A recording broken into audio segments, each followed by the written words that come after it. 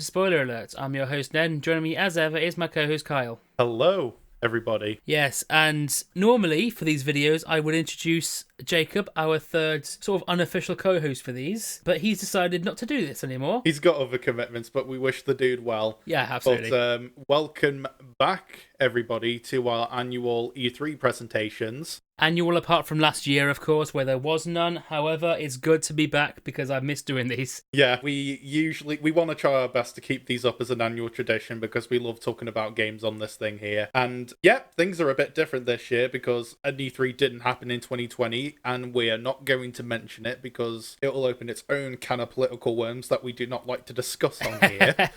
But yeah, we got a bunch of shows back here once again. We're going to discuss 4 in full detail, 1 in briefish detail. Pretty standard stuff for us, but we're hoping that we can provide some good insight on a lot of the games on Showcase here, and hopefully we'll make some riffs on an industry that's full of a lot of awful people with awful publishers and their own live service platforms and everything.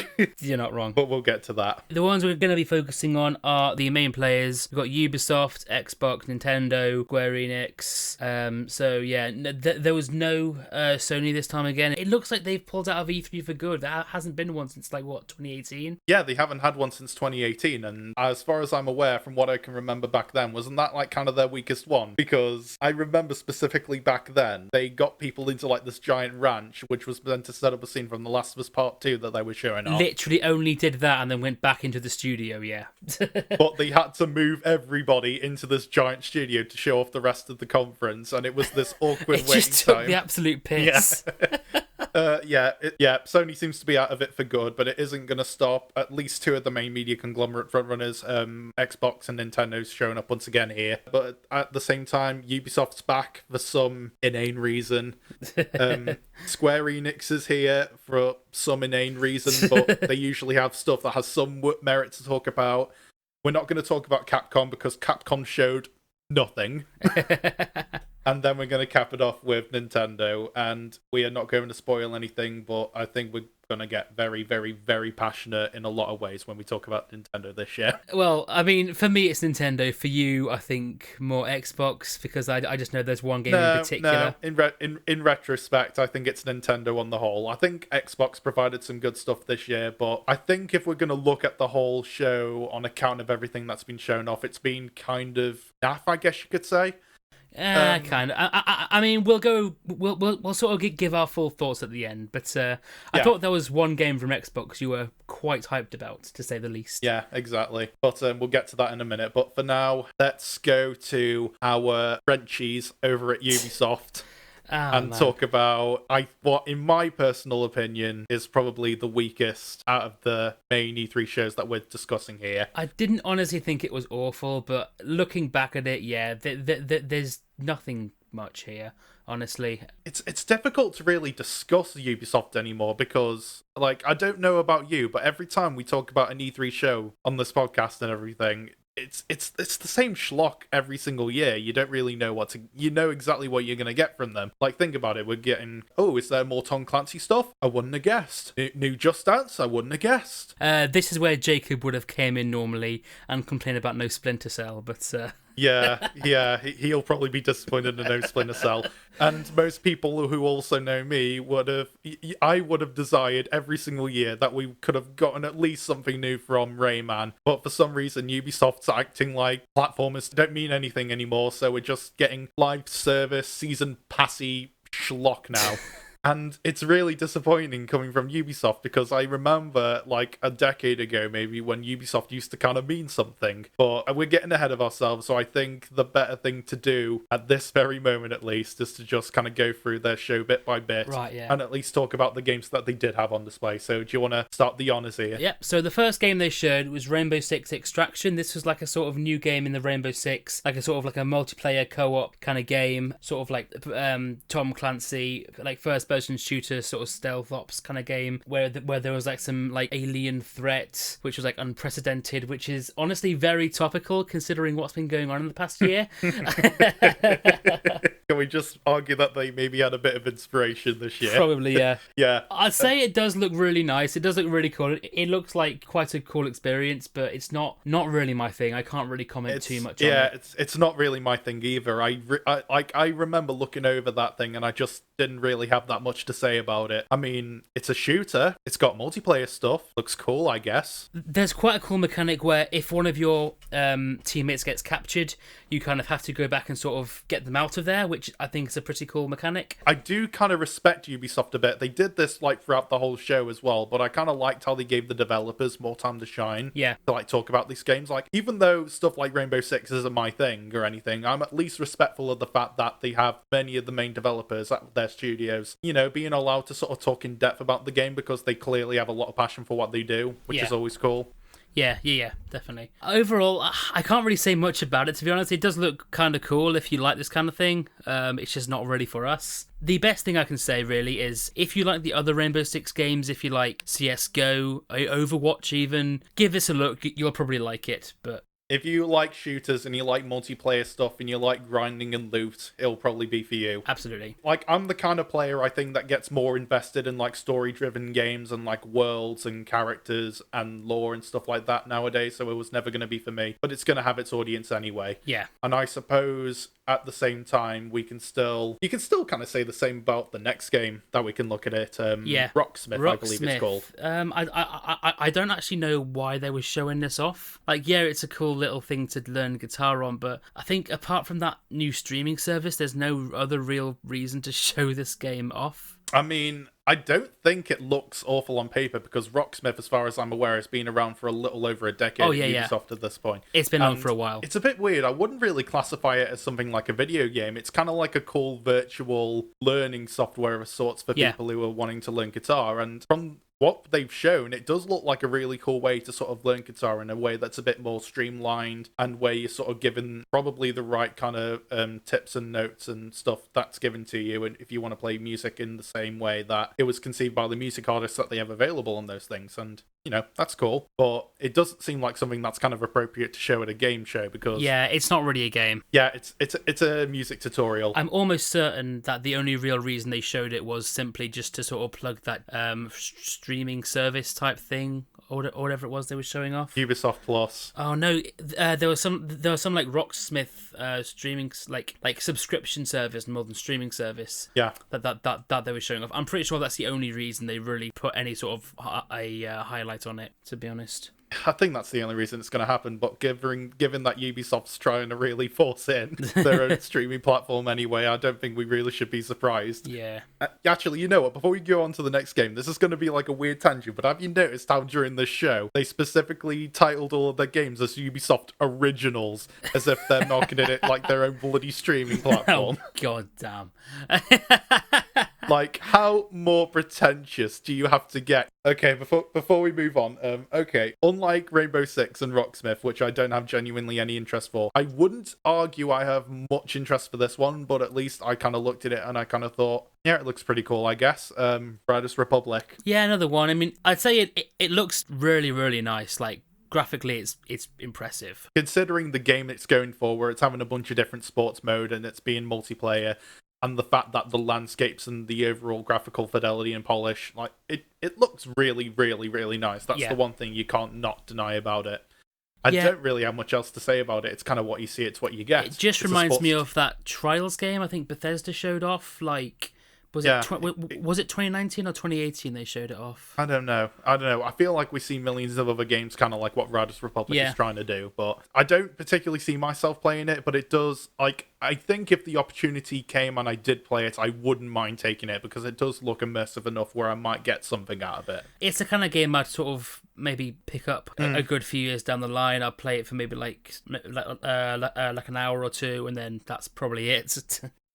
Yeah, not much else happened for the rest of the show. They had a really dodgy montage about their live service games. They also mentioned that crossplay was coming to Rainbow Six Siege. Fair enough. Yeah, and then they gave a Smash reveal for the new character. Cool. Then they made some update showcases for Trackmania, which I think does actually look kind of cool. There was like a sort of total wipeout type course. Yeah. The Teenage Mutant Ninja Turtles were in Brawlhalla. That looked kind of cool. Brawlhalla. Oh yeah, that's what you meant by Smash Brothers, wasn't it? It was bloody Brawlhalla. No. Don't you remember in Rainbow Six Siege they did like this like new like character reveal, like fucking Smash Bros for like the new character. Oh my god. It's like a proper like animated thing, and I'm like, god damn. I mean, it was a cool looking animation, I guess, but it's not really saying much. I mean, do you think people are gonna get so passionate for a new character in Rainbow Six Siege when Nintendo, like with Smash Brothers, they had like Nintendo trying to collaborate with plenty of different publishers to get their characters specifically into the roster. So for the most part, it was a complete gamble of whoever characters they might get for that game. I don't think it's the same with something from like a Ubisoft title when they don't really have that. It's so weird with Ubisoft. I think they believe they have a lot of franchise staying power when they really don't, because they make the same stuff over and over again. It's like because they make the same few games like every year or something, and because quite a lot of people still play Rainbow Six Siege, and they're all a part of like the same specific franchises. That's kind of the problem. Yeah, I mean they also released said that there were some new cars coming to the Crew 2. Big shock there. Yay. And I think the most exciting thing for me was probably the Watch Dogs Legion DLC, which brings back Aiden from the first game and Wrench from the second one. That's pretty cool. That's cool. I like that. I mean, I've never played those games, but, you know, they look fun, I guess. I've played the first one. It's honestly better than you'd imagine. Because when it came out, it was like, because it was so overhyped and stuff, people were kind of... It was so overhyped because it had an E3 demo that looked way too good for it, way too good to be running on, like, a PS4 at You're the time. not wrong. But, I mean, to be fair, the actual game is pretty decent. I think it's just that people's expectations were so high that it just could not possibly be matched. But it's still a good game for what it is. You know what? I've got a few notes here, but you know what? Speaking of franchises that we see over and over from Ubisoft, Just Dance? I know. Like, okay, so normally with Just Dance, they only do it sort of like as a spectacle. It's like a sort of... Yeah. Here's something to break up the show. Here's a little dance. Moving on. You can't really do that with a digital event, can you? Yeah, so what they do is they actually put focus on Just Dance, and that's when I started to have a problem, because there's nothing... They had some rapper on. I can't remember what his name was now. Todrick Hall. That was it, yeah. It's so difficult to really talk about Just Dance because, I mean, can you really get hyped for Just Dance anymore? Because it's usually the same old game again. They probably don't take a lot of time to develop. They probably get a whole bunch of list of tracks from a bunch of different artists and record labels, mostly new songs that probably came out within the last year. They probably get a few artists to come in and dance so they can like record their body and put them in the game and all that, and you know, they get it out every November, and I don't know, they probably turn enough of a profit that they just keep making more of them. I mean, really, they could have just put this in like a little showcase thing. Just Dance is coming out, big whoop, we all know it is. All I'll say for the record about Just Dance 2022 is that, as far as I'm concerned, I think it might be the first mainline Just Dance title, shock and horror, not released on the Nintendo Wii. Where are all the Wii fans at, playing it on their 480p TVs? This is so sad, Alexa, play Coconut Mall.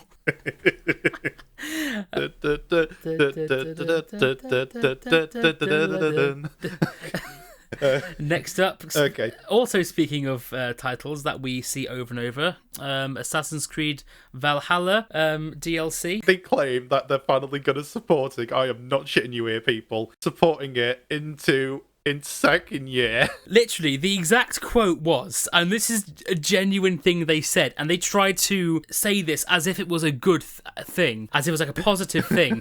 For the first time on an Assassin's Creed title, we'll be supporting the game well into the second year.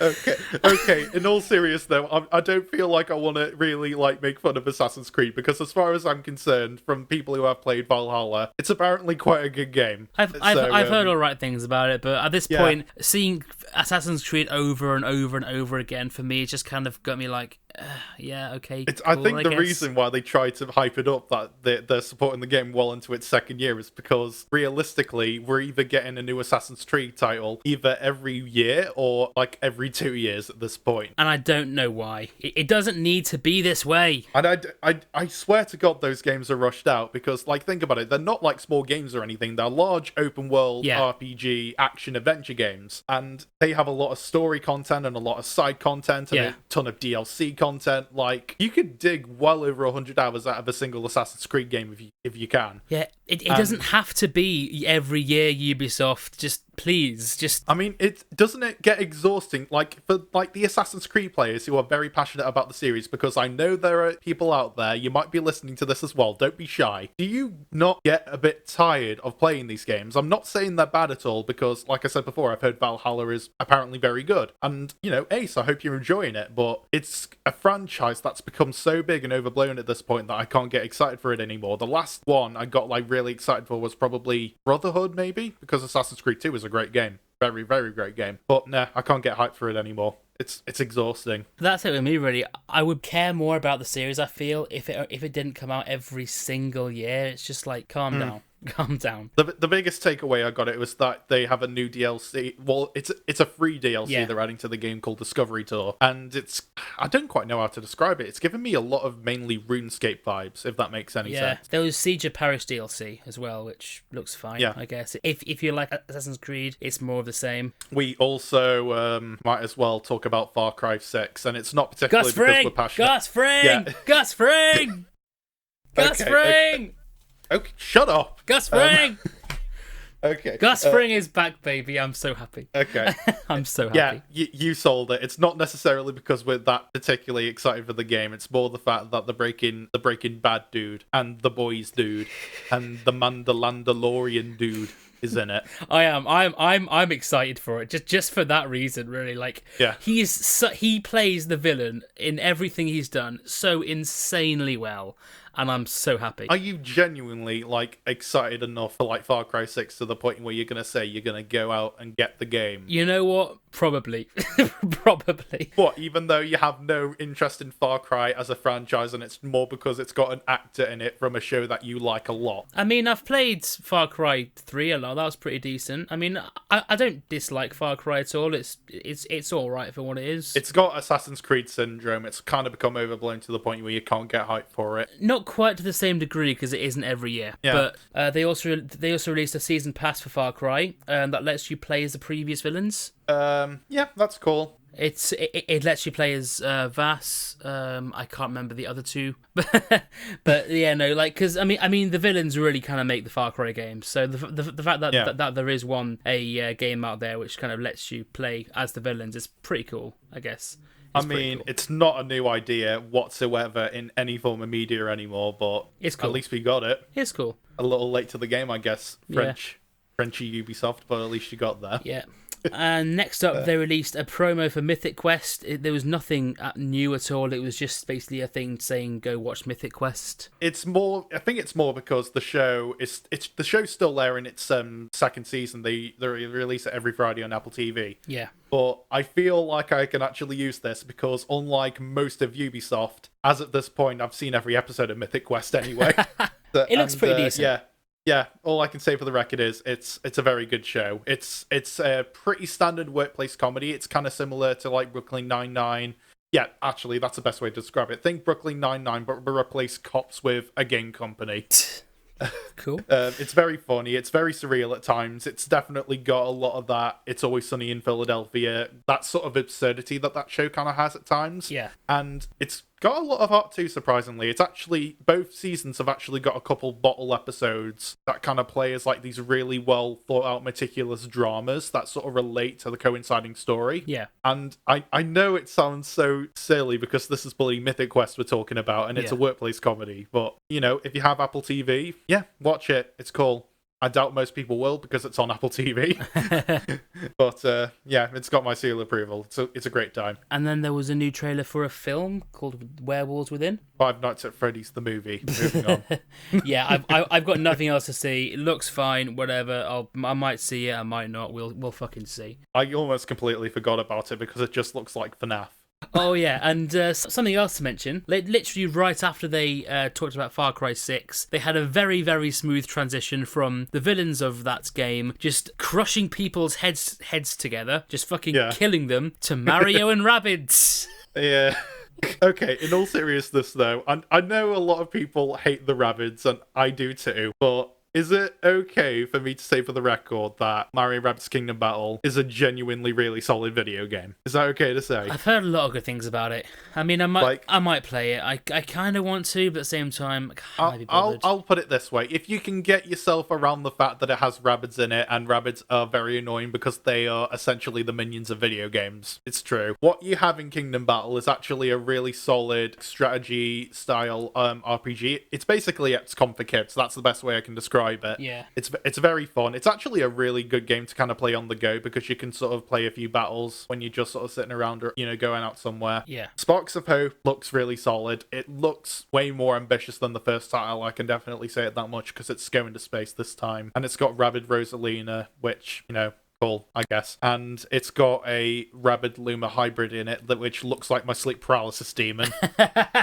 I mean, yeah, you're not wrong, and that thing looks fucking terrifying. But, I'm looking forward to the game just solely on the level that I know, at the very least, I'm going to get a very fun strategy RPG out of the game. If you can get away from the Rabbids and all of their annoying bullshit, you've got a very fun video game on your hands. It's the definition of a game that has, an 8 out of 10 gameplay and about, I don't know, a 3 or 4 out of 10 in terms of, presentation, if that makes any sense. Yeah. It's a good game on the basis of it being a video game, not in terms of it being The Last of Us levels of quality and writing. Yeah. And I think we've run out of things to talk about, which means we've got to move on to the thing which they ended the show with, which was, of course, Avatar. Not the Nickelodeon show, which was a deal breaker. I actually have a bit of a funny story about this one, actually, because I didn't actually watch this conference live. I was in a screening for a movie at the time. Our friend Jacob, he messaged me after I walked out of the screening because he was watching the show, and he mentioned an Avatar game to me, and I legitimately thought he was bluffing. And then I opened up YouTube and I saw the game right there, and the only thought I kind of had in my head was, oh, for fuck's sake. And then you told me, and I was like, oh, for God's sake. And then I watched the show a bit later on because I was in work, and then I was like, this is happening, I guess. I don't know what. Look, the score was brilliant. I'll say that much. I loved the score. Everything else about it, no. Yeah. No. The game looks perfectly okay. We do not have enough footage so far to really go about what the game could be. I'm not going to act like there's not potential for a good game here because the world that James Cameron created with Pandora does kind of lend itself well to video games in concept. So I'm not going to beat around the bush with this game or anything. I think the only reason why a game like this is in development at all is because they're going to try to make something to coincide when Avatar 2 comes out next year. But I think if there's one thing I'll take away from this is that after playing this game, I probably still won't be able to name any of the characters. Yeah. I mean, I remember Jake Sully. That's about it. Zoe Saldana, Navi, Sigourney Weaver, that dude who looked like a creep in Ted, and that's it. Yeah, that creep from Ted. Yeah, I'm remembering that correctly. Yeah, and that's all they have to say. It was trash. To be fair, it was trash. I'm sorry. The only thing that I'd say was truly bad was when they actually focused on Just Dance. Talking about Ubisoft is like listening to a broken record at this point. They're going to give us the same shit every single year. You know I'm not wrong about this. Going to get something Assassin's related, Tom Clancy related, Just Dance related. It's a broken record situation. There's no other way to put it. I mean, it's true, but at least the Rainbow Six stuff looked decent, I guess. Riders Republic looked fine for what it was. My biggest takeaway is that I'm going to play the new Mario and Rabbids, and that's probably about it. I might play Avatar if the gameplay ends up being quite good. That's all I've got. There's nothing. Are we doing ratings for this year? Ratings? Yeah. Bugger it, we might as well. Man, yeah, I don't know if this is going to sound extreme, but Ubisoft gets a 3 from me.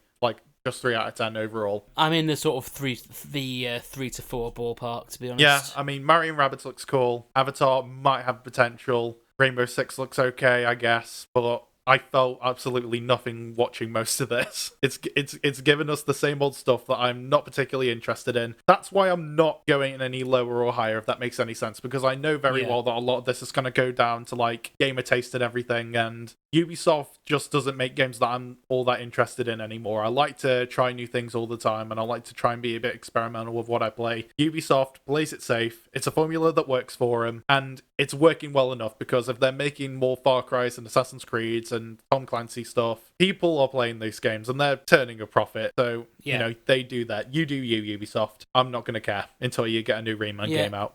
Yeah, I mean, to be fair, I kind of agree, to be honest. Rainbow Six Extraction and Riders Republic look pretty decent for what they are, but I'm probably never going to play them. Assassin's Creed Valhalla, I just don't care about at this point. Far Cry 6 looks pretty decent. I might play it mainly for Gus Fring. The only reason you're going to play that bloody game.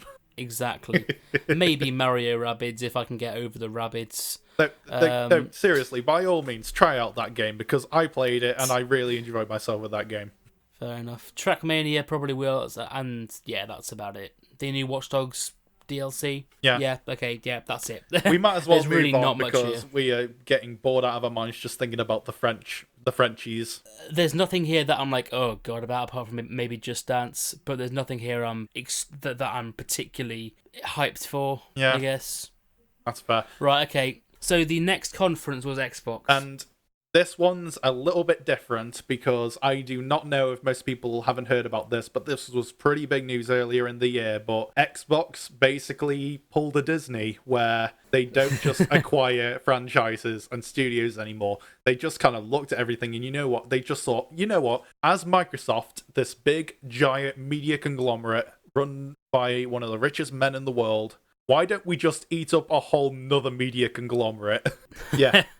And yeah, they bought all of ZeniMax Media, and that included Bethesda Softworks and all of its surrounding studios. Yeah, and I mean, this was like an immediate improvement. They showed off 31 games in this. They came out guns blazing here. However, like in just over an hour, we got at least 2 minutes with every single game that we have in store here. And I'll put it this way, I'm always excited to see an Xbox show every year, because even though I think Xbox every year is mostly along the lines of hit and miss, there's always going to be at least something that's going to grab at least your eye in some way or capacity. For every 3 games that you might not care about, there'll always be something that will get you hyped up. And that is emblematic of this show. I think it was about an hour and a half, but I think almost every single game I care about here, there's another game where I'm like, either we didn't get enough information for me to really make an informed judgment, I just don't really care about it, or I'm just like, why are you showing this? There's at least several games here that I'm looking forward to. One exceptionally well, but that's finally coming out this year. But okay, we might as well start off from the beginning. Okay, so Xbox were the only real show that tried to recreate E3 in a virtual way. They had a stage, they had actual presenters. Yeah. They were trying to recreate what they would have had in E3 had E3 been on. I almost wondered if there was a point for it, because it's not really the stage that really makes the Xbox shows immersive. It's more the crowd reaction. Like, do you remember that time in 2019 when everybody went absolutely mad at Keanu Reeves' involvement in Cyberpunk? And then that was amazing. Yeah, and then out of nowhere, he just comes on stage. Yeah, he just makes this big surprise on the stage, and everybody just goes absolutely apeshit at the fact that they are witnessing the awesome girth of Keanu Reeves within their presence. Yeah. Oh, God, that was brilliant. That was amazing. In times of COVID, you're never going to get that same level of immersion, but at the same time... You're also never going to get anything close to the "you're breathtaking" meme either. Yeah, exactly.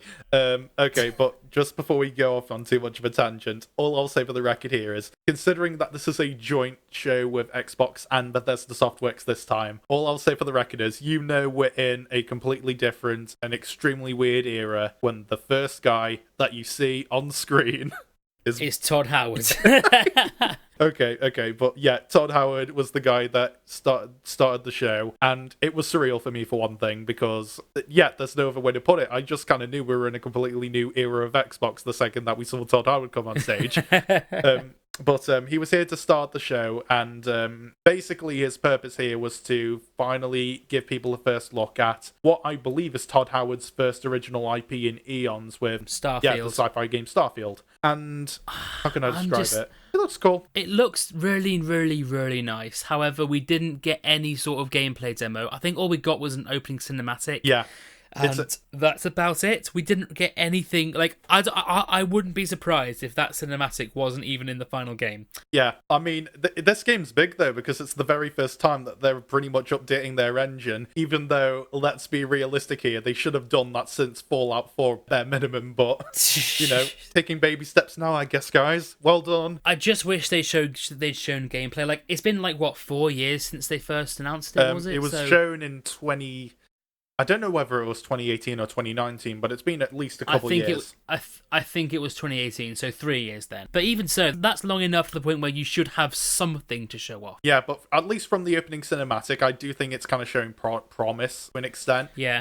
I only heard this in an interview later on, but Todd Howard basically is describing Starfield as Skyrim in space. That's a cool concept that I am genuinely excited for. I wish we'd seen it. It sounds very par for the course for a Bethesda game with Todd Howard as the director at this point. Yeah. I just feel very skeptical towards Bethesda games now, because I think ever since the Fallout 76 fiasco and just kind of the fact that Skyrim and Fallout 4, for as good enough games that they are buggy and glitchy as hell, and they just aren't that well polished whatsoever. So even looking at Starfield, even though I'm kind of looking at the footage that we saw so far, and my overall thought was, yeah, it looks alright, I guess. I'm not really going to convince myself to get the game at launch until I see footage when I see reviews of the game that'll make me think, you know what, maybe it might be worth giving this game a shot. It looks cool, but I mean, as you say, really, Bethesda just can't really be trusted. But yeah, it's coming out late next year. They've officially made the confirmation that it's going to be an Xbox exclusive, so you're going to need either an Xbox Series X or a PC to play it. And even then, if it's being specifically for the Series X and not Xbox One, probably going to blow up most computers that'll run the game, let's be honest. because Skyrim and Fallout 4 were very CPU heavy games. They aren't heavy in the GPU department, but in terms of CPU, they're mad. You might as well be playing a PowerPoint presentation. And then Xbox try and remove their image of being the console for the shooters and the futuristic shooters and stuff by showing a futuristic shooter in Stalker 2. Okay, I can remember from memory how we were reacting to the game when we saw it. I only looked this up recently, but Stalker was apparently a game that came out in 2009, so it was apparently this really long overweighted sequel that... Did anybody ask for it? I didn't know about this franchise until the other night, so what can I even say? I've never heard of this game, and that's probably for a good reason. I mean, it looks fine, I guess. It looks okay for a shooter. You're in Chernobyl, so you got a bunch of mutants, and it's at least some kind of an idea. If you're not into video games, you're just gonna watch Chernobyl, aren't you? Yeah. I mean, I'll put it this way: did you enjoy the show Chernobyl? I guess. And do you like pulling the RT trigger on your Xbox controller that makes things go bang bang bang? You'll enjoy Stalker 2. There's literally nothing else I've got to say. It just looks like a fairly standard run-of-the-mill near future FPS kind of game. There's a couple of games that are at least worth of note here, but they only had 2-minute trailers, from what I remember correctly. Yeah. There was a game called Back 4 Blood, which is from the same development team as Left 4 Dead. Back 4 Blood, Left 4 Dead, yeah, I see entirely what they did there.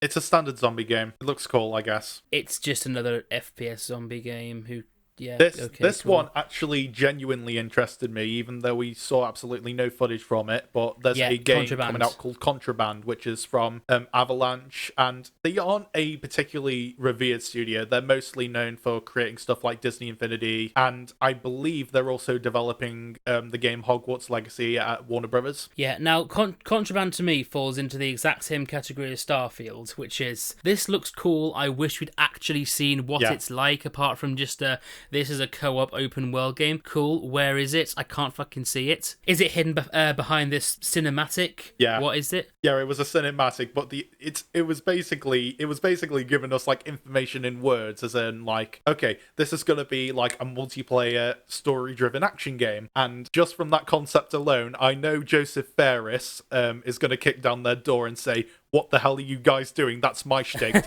Did you not play A Way Out and It Takes Two?" But play both of those games, by the way, especially It Takes Two. It's a really good time. Absolutely, yeah.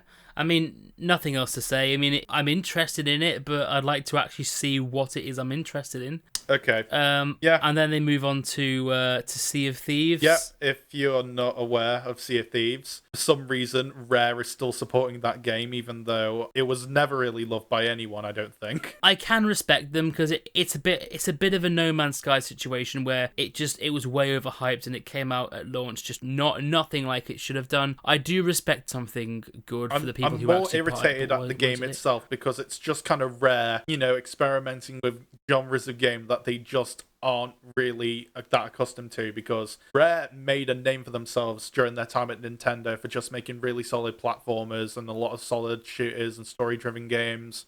Like, platformers and shooters are what Rare are best at. Like, think of like Banjo-Kazooie and GoldenEye and Perfect Dark and Donkey Kong 64 and a bunch of these great titles and everything. And then they're moving on to like Kinect games, and then they're supporting this pirate-themed MMO for like well over 4 years at this point and still going strong. I mean, the best thing I can say about Sea of Thieves is that apparently Disney cares enough for them. Yeah, because there's some random-ass fucking Jack Sparrow free DLC, which I don't understand even slightly. Like, if they don't make it, like, weirdly meta in any capacity, I think that's just going to ruin the excitement of having, like, the Pirates of the Caribbean franchise a part of Sea of Thieves. I'm just wondering who the hell asked for this. It looks okay. It's cool that it's being supported. As far as I'm aware, Sea of Thieves still has quite an active player base anyway. Yeah, I don't know. Like, as I say, it looks cool. But I think the best thing about it is that it's free, so it just gives people more motivational incentive to keep playing the game if they enjoy it. Yeah. But that's all I really have to say about it. Yep. And then they moved on. Oh, God, we're not even like a quarter of the way through this yet. And there's so much more to go. Okay, we might as well lightning round through these. Should we just lightning round through these? Okay, so we got Yakuza Like a Dragon, which looks insane as always. It's definitely Yakuza. It's typical Yakuza. Yeah. Battlefield 2042, it's Battlefield. Oh, look, another near futuristic shooter. It's a DICE game, and they're an awful studio that make really lame multiplayer games. Moving on. Oof. Tell us how you really feel. Then there's, 12 minutes, which, okay, I'll slow down a bit for 12 minutes because this one actually looks cool.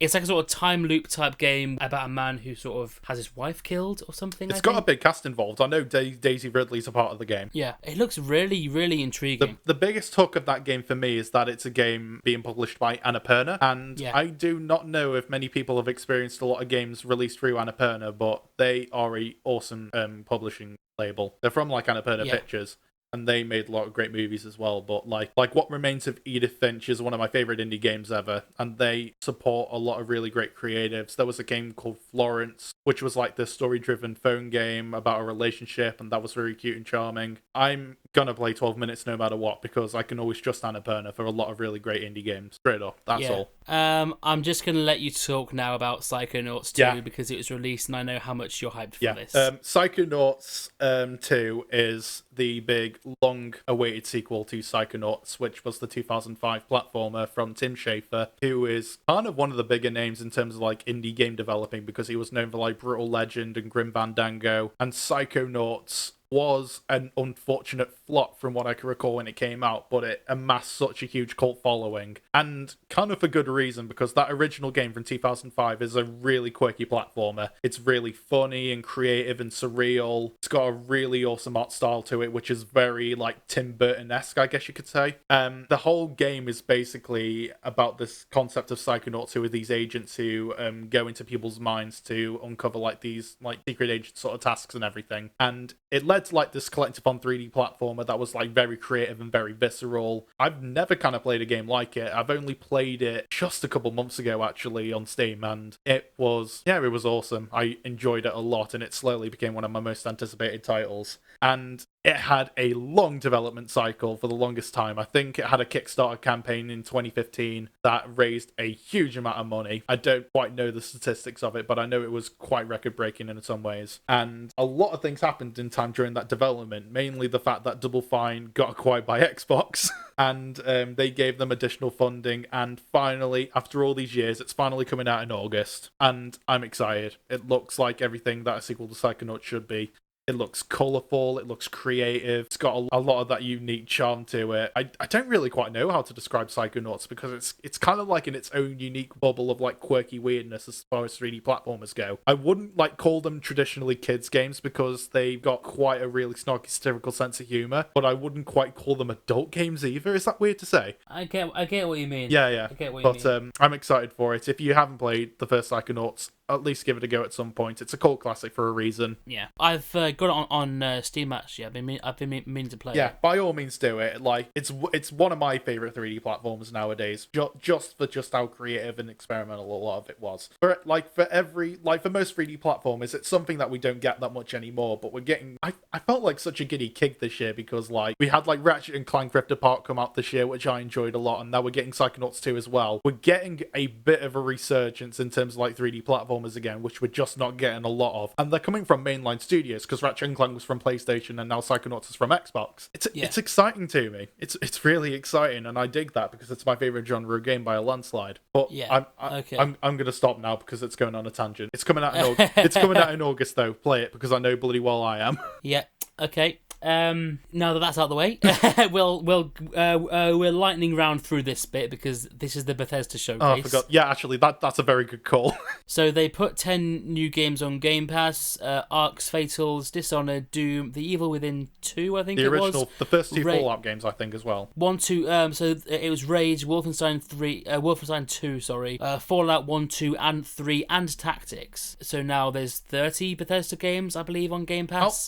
You know what? I will always kind of give Microsoft this, like, considering that we have shit like EA Play and Ubisoft Plus and all that, the more I think about it, the only company that's actually got the whole game streaming service thing down correctly is Xbox. Yeah. Like, no, I genuinely mean this. Think about it. For like a monthly subscription, you get access to a bunch of different games, including getting day one access to every single brand new exclusive Xbox and Bethesda title now. Like, that's kind of a really good steal if you think about it. Yeah, I get you. I just can't bring myself to care because I just don't really care that much about Xbox. I'm not motivated enough because the only real Xbox title I care about is Psychonauts 2, and I'm just gonna get that day one full price anyway.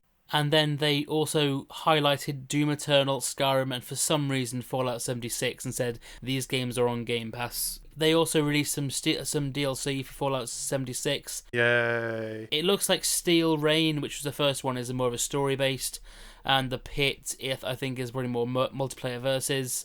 As I say, I can respect them for supporting the game and trying to make it good. I don't know how good it is right now, but I can at least appreciate them trying with it, and also still supporting Elder Scrolls Online for the 10 of you who play it, like 7 years on or whatever the fuck it is. Okay, cool. It's so frustrating with Bethesda. Like, yeah, it's cool Xbox acquired Bethesda and everything, but there's nothing to get hyped for because they release and update games that no one plays anymore, and they're just broken messes. Elder Scrolls Online, they show every E3, and I think about 10 people really actually play it, so, you know. I think they're trying to do what Blizzard did with World of Warcraft and just try to give it this intense longevity, even to kind of a detriment to the players that just kind of want to move on to different things. Yeah. Anyway, moving on from Bethesda, because it's just, yeah. Party Animals, which is basically just furry Smash Bros. I'm hyped, definitely getting it day one. Moving on. Hades, I wasn't that excited for, but then when I rewatched it for this podcast, I actually kind of liked it. What, the game? Hades, yeah. Yeah, I've heard a lot of great things about it. I haven't properly played it, but I know very well last year it was like one of the most critically acclaimed titles. It looks kind of good. Yeah. I don't know. But it's more the fact that it seemed like a really revolutionary take on like the roguelike genre for games in a lot of ways. And I think it's only getting a lot of significance here because I think Xbox is... Actually, no, I think it's finally coming to PlayStation. It's definitely on the PC and on Switch. And I think Xbox is finally the last place where they needed to release the game. But finally there, it's great for them. It's great for it to be on Xbox again. If it's going to give people access to what's apparently a hugely beloved game now, then that's only going to mean more people are going to play it, and that's great. I'm probably going to pick it up on Switch, but it's cool that it's on Xbox. Oh, hell yeah.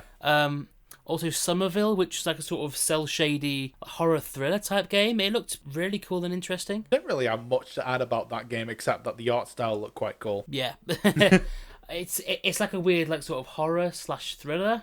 That's the vibes I was getting. I didn't get anything It's a bit else. weird to me because horror games are something that I'm slowly getting a lot more and more into because I've had like a weird phase in the last year where I've just like really enjoyed like the Resident Evil franchise, and I've also just kind of I'm just having this weird phase of just kind of really enjoying some horror games. So I might check it out at some point. It just depends if I'm motivated enough to fill out my wallet for it. God, it's still going. I forgot. We got a lightning round this thing. And then we got a Halo trailer and multiplayer demo. But yeah, it certainly looks like Halo. They were for some reason ballsy enough to have the multiplayer section of Halo Infinite be completely for free, which is kind of a dumb move, I might argue, because I'm pretty sure the multiplayer like player base for Halo is gargantuan. It's probably the biggest part of Halo, I'd say. So the fact that they're only charging it for probably the campaign that you'll probably beat in a couple days, next to like a multiplayer mode that will probably be around for years and years and years on end. I don't know if that's kind of the best call for something as big as Halo.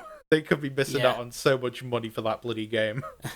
They also announced that they were remaking Diablo 2, so that's pretty cool. Diablo 2 is a very well beloved game. In the words of Scott the Wars, it looks fine. It looks cool. I mean, not necessarily for me, but it looks cool. Yeah.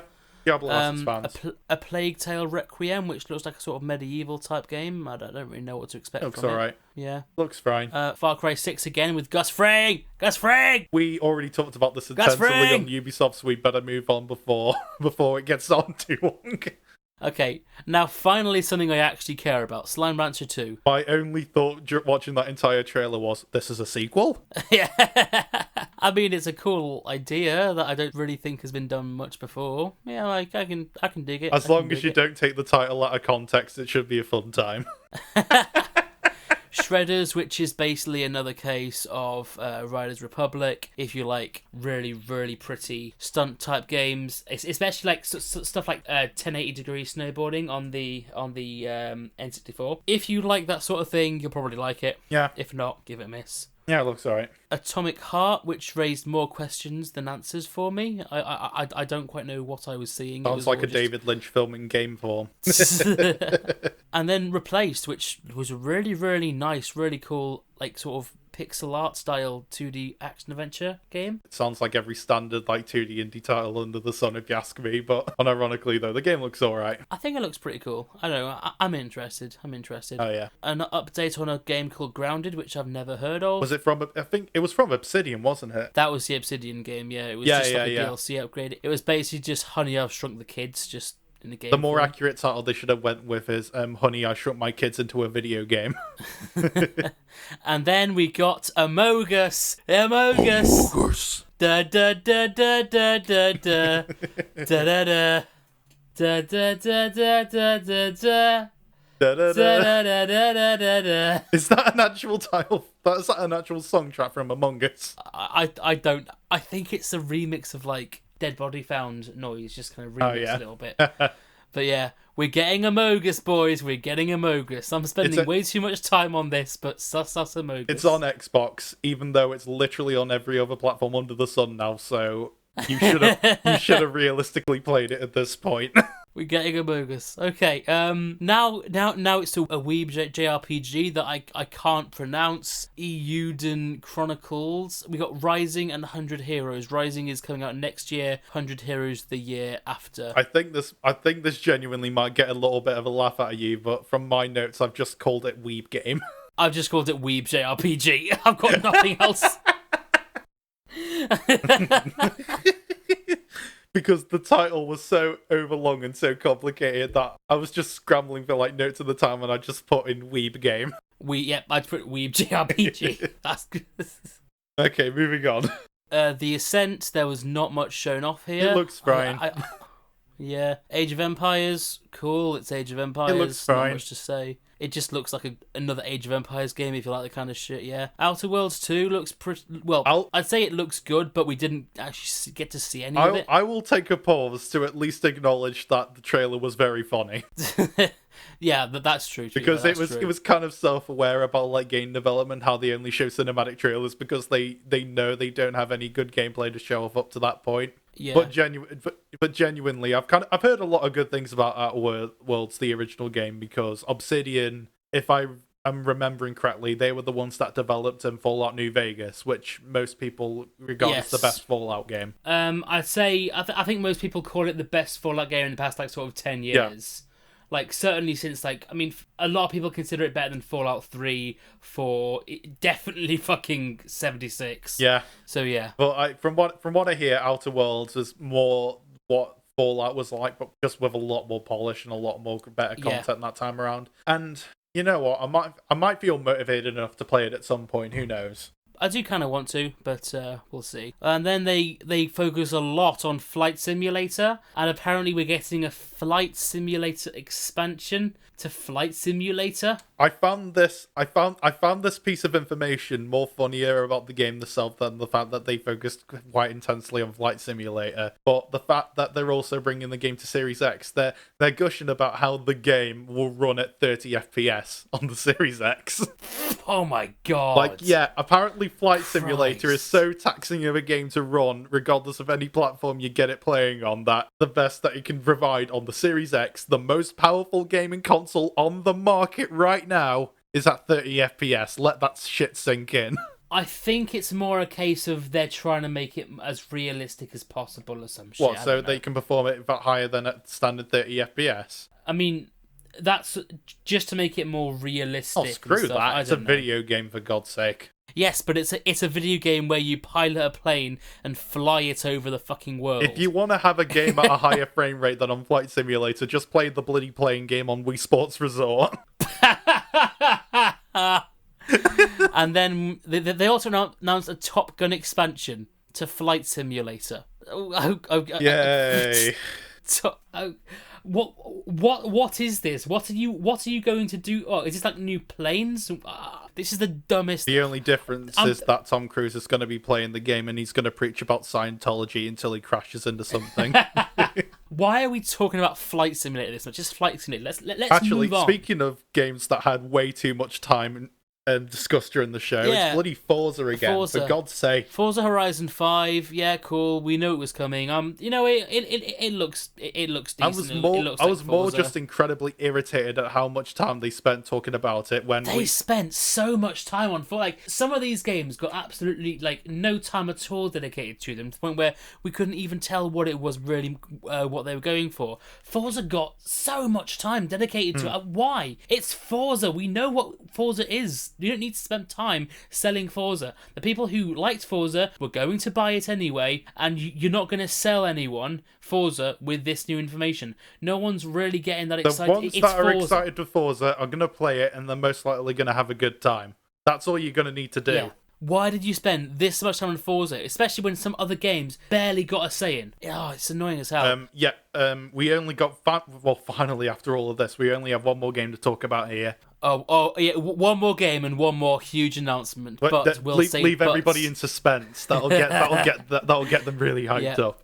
And then Phil Spencer came on stage. The first time we've seen him all show, and he talks about Redfall. Now, this is a really cool game to end out on. Yeah, it's a multiplayer action game. I think it's another story-driven multiplayer game. I don't know what studio it is from specifically, but it's one under Bethesda. And the best way I can kind of describe it is that it kind of looks like, I know this is going to sound weird, it's like a multiplayer Sunset Overdrive, but with vampires in it. Yeah, it's like a vampire and sort of superpower type game with like it's like a shooter. Yeah. I mean, it's an interesting concept I haven't seen done before. I'm interested to see if like there's more sort of monsters other than just vampires in it though. The best thing that I took from the trailer that they at least showed, because it's another bloody trailer where I would have been quite interested in seeing what the gameplay would be like, but they just like to show their Pixar movie visuals up there instead. But it's a cool concept, and I think you kind of get the idea that you're not supposed to take it seriously at all. It's kind of relishing in the absurdity of everything, and I think that's kind of cool. At least we actually got gameplay for this one, because it's a game I'm definitely interested in at least checking out to a degree. Yeah, it's apparently going to Series X and PC, I think next year. But I might check it out. It depends if my PC can run it, but I'll give it a look. And with that's the end of the Xbox game. Except for one and then the beautiful thing. Yes. where So the credits roll, we all think it's over, and then the biggest announcement of all of E3, the Xbox Series X mini fridge. Oh my god, this is happening. Yes. You get chills during that very moment when you see this giant rectangular gaming PCI mean Series X, and those chills are almost as big as the chills your mini fridge will give you. When you stick your Monster Energy drinks inside the Xbox mini fridge, which you can plug in your power socket, and who knows, it might have the bloody capacity to run a Series X inside of the Series X mini fridge. Hell yes. This is the announcement that made it. Nothing like popping open your Xbox mini fridge, grabbing a Monster and some nice gamer fluid while you battle it out on, I don't know, Halo. God, yes. I mean, okay, so for me, going on to ratings, for me, this conference, for every game that I care about, there's about one or two that I don't, or just didn't get enough time shown to it. Yeah. And I also kind of think that a lot of it was a bit everywhere with the actual conference itself. It was more just like them showing us a whole bunch of games in like a lightning round slideshow session. Saying, here's all the cool shit that's coming out Xbox and PC. Goodbye. They also focused on a lot of things which I just don't know why they focused on, especially when the games which they didn't focus on would have been a lot more interesting to see. Yeah. So for me, Xbox, I'm going to give it a 6 because there were definitely some games I will check out. However, there is one important thing I'm missing out on, and that is the mini fridge. So because of that, it goes from a 6 to a 10. Okay, taking the mini fridge aside, which already makes it a perfect 10. Yeah, I'm going to go with the exact same rating here. It's a 6. There's not a lot that I'm terribly interested in, but there's always going to be there's quite a few games that I know I'm going to be interested in down the line. And Psychonauts 2 is an automatic plus for me anyway, because I love Tim Schafer. Yeah. And I also really respect them for just coming out all guns blazing and just being like 31 games in like an hour and a half. Here you go. If anything, I just kind of respect them for just kind of giving us at least something to be excited for. And that's, realistically speaking, all that they needed to do. That's why I've always had at least some anticipation for the Xbox shows, because they've never been amazing, but there will always be at least something to look forward to. At least something. Yeah. I mean, there's definitely a few games here which I'm definitely going to check out, but the majority I'd like to see more of, or I'm just not interested. I'm sorry.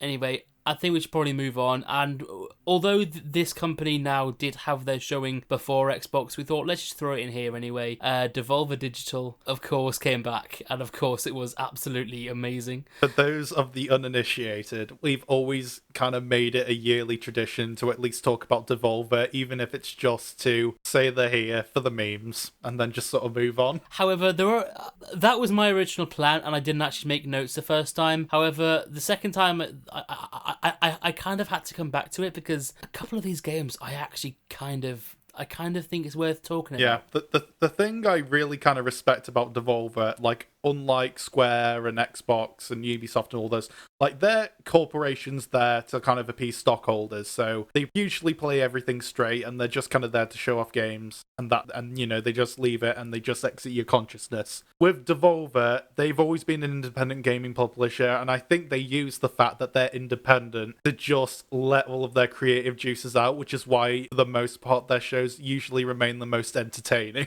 They also use their shows to really critique the current state of gaming. So they focused their entire show this year around their new streaming subscription service called Max Pass Plus. Devolver Max Pass Plus. Yeah, Devolver Max Pass Plus. And oh my fucking god. I mean, you say Game Pass is the one that gets it right. Fuck that. No, screw the Game Pass. Screw the Game Pass. Max Pass Plus. That's the one you need. Why pay for like day one exclusive access to Xbox titles and a bunch of Bethesda titles when you can get access to beautiful indie darlings for absolutely naff all? Well, naff plus the premium, because there are some premium payments. I see they're following that beautiful Disney Plus Premier Access model. It's a premium purchase to Max Pass Plus, which is the brand new games that they released, and some of the premium purchases on the Max Pass Plus you can get are Trek Toyami, which was a really, really nice looking black and white Yeah. 2D action adventure platformer type game. I like this a lot. One game that really struck me was Phantom Abyss, which is like this multiplayer style temple run game. Like the thing I found really intriguing about it is that it's a multiplayer like procedurally generated temple run game, but more in the sense that it has a multiplayer element where all of the ghosts that you see are people who have attempted the same run as you but have completely failed. So it's almost like the game's motivating you to figure out ways to, you know, beat the levels based on, you know, where people have faltered during their run. So it's almost like they're teaching you things as you go along. It's a bit like a sort of like a temple like booby trap style game where you're trying to sort of like escape the trap. It's a really, really, really nice game, and I do want to play it quite a lot. I want to mention Wizard with a Gun too, because that looked quite fun as well, and I think it could be a blast with friends. And there was one last one that I noted down, and that is one that I have so much respect for them as a studio for, like so much respect. Absolutely. I think I know what you're talking about. You do, yeah. The exclusively physical Demon Throttle. I love this.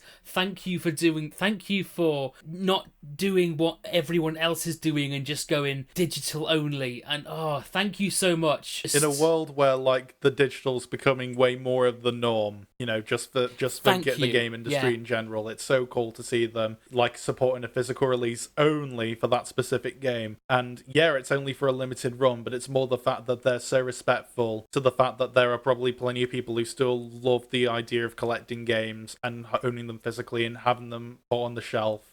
Like, you can tell they really care about games and stuff. And I genuinely think they do these because they want the industry to be better. Stuff like this really gives me the idea that these kind of shows where they take the piss out of E3 is just them wanting the industry to be better than it currently is. Oh, absolutely.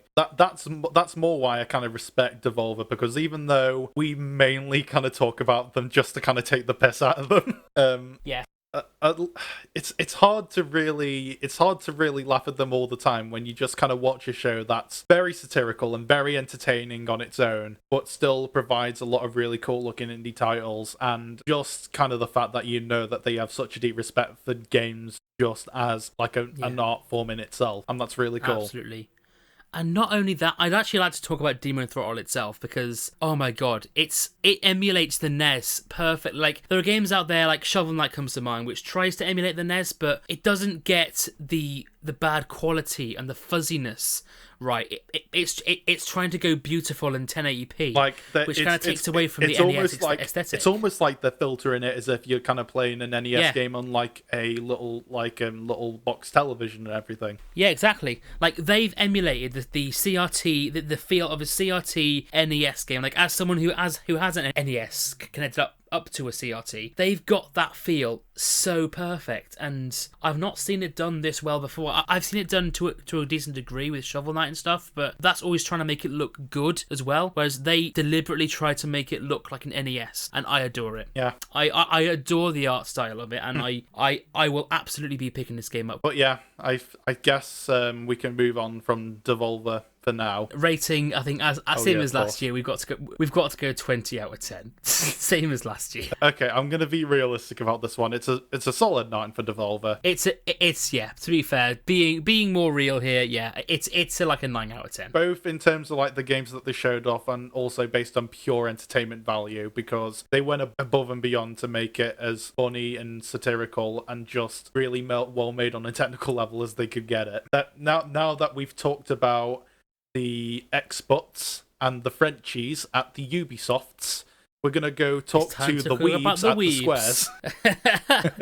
Okay, so Square Enix's conference, it was kind of a bit like Ubisoft's, in that they were just purely embracing the fact that it was just virtual only. Yeah, but unlike Ubisoft, though, there are more games here that I'm genuinely interested in playing, and I will absolutely play. And I think it's just mainly down to the fact that it's a part of like franchises and some titles in general that I'm already a fan of to begin with. So I think automatically they kind of have my seal of approval in my regard. But I also know that for those who might not be interested in these franchises, it's gonna feel like a waste of time, like Ubisoft's was. So I'm not gonna pretend like Square Enix's is perfect, because I suppose if you're wanting to be as open and broad about it as possible, it's about on the same level as Ubisoft's. The only difference is that there's games here I actually give a shit about. Well, the first game they showed, a lot of people there was a lot of backlash to it, it. Yeah. However, Marvel's Guardians is exactly what Avengers should have been, and oh my god, I like it. I love it a lot. Oh what my an god. actual great thing to open up a show with. The game's developed by Eidos Montreal, who are known for like the Deus Ex series, and I believe they also developed Shadow of the Tomb Raider, which they took over from Crystal Dynamics. And yeah, in terms of what this game is looking like and how it's feeling like, what a game to open up on, because unlike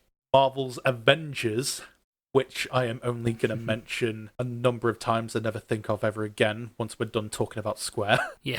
Like, Avengers had a really lame story campaign, and it was mostly there just to sort of fill this live service, multiplayer, looty-shooty, Destiny schlock. But Guardians of the Galaxy is going full on as a story-driven single-player action game, and it's also multiple choice, so it's going to have dialogue options, a la like Life is Strange, where your actions are going to have consequences for how it's going to go along. I have absolutely no idea how they're going to sustain that for like a duration of what I'm imagining is probably going to be a 15-hour game. But it looks very, very, very cool, and it's got the absolute tone and spirit of Guardians of the Galaxy down so right. This game genuinely looks so good. Don't get me wrong, I don't think it looks amazing. Like, from the footage that was shown off, the combat looks a bit clunky, and the performance looked like ass at times, I'm going to admit, but it looks as though it'll feel so much like Guardians, and I'm all for it. I only found this out on Twitter quite recently, but even James Gunn saw the game footage and he gave it his seal of approval as well. I'm happy with that. I'm happy with that. He was not involved in the game. He saw the reveal like everyone else, and he just said, "Yeah, they got it down." He gave it his approval. I just found that I'm really happy cool. about that. That's really cool. I mean, yeah, it's like an action RPG, and even the dialogue options just feel so much.